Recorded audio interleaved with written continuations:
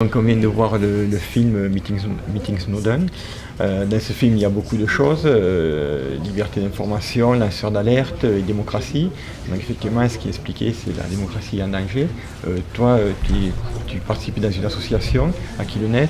Quelle est ton approche par rapport à ces questions?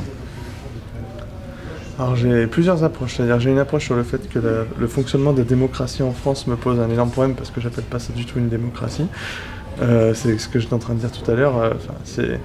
On est dans un pays où on élit un représentant qui ensuite désigne plus ou moins toutes les instances qui peuvent permettre de contrôler son pouvoir. Et à partir de là, on n'est plus consulté du tout. Donc ça c'est mon opinion entre guillemets politique sur l'état de la démocratie en France. Après, je considère que pour faire démocratie, il faut avoir accès au savoir, de manière générale, au sens large du mot savoir. Et donc je considère qu'il faut libérer l'information autant que possible.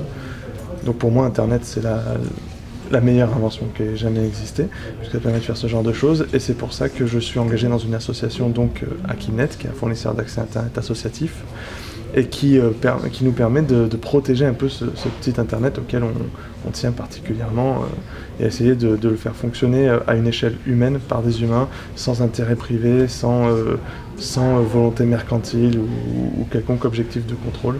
Et pour moi, ça c'est un outil démocratique très important. Alors justement, je te pose une question toute simple. Moi, parfois, je suis devant Internet, je regarde, je reçois plein de choses. Je vois plein de choses avec lesquelles je ne suis pas d'accord, même des choses qui me dégoûtent. Qu'est-ce que je peux faire? Quelle peut être mon action sur Internet en tant que citoyen? En tant que citoyen, l'action sur Internet, alors tout dépend de si tu es face à un contenu qui te choque pas pour des raisons de croyances personnelles. De manière globale, quand je vois la circulation de toutes les informations, avec beaucoup de violence, avec beaucoup de mépris, des choses qui pour moi vont pas dans le bon sens, qui vont pas dans le sens de la construction d'une société plus humaine. Alors il y a plusieurs choses que tu peux faire. Déjà tu peux provoquer le débat. Bon, sur Internet c'est toujours compliqué de provoquer vraiment le débat. Peut-être trouver simplement un petit groupe de personnes aussi. Ça c'est un avantage qu'on peut avoir. Effectivement, on peut mettre en contact des gens qui sont...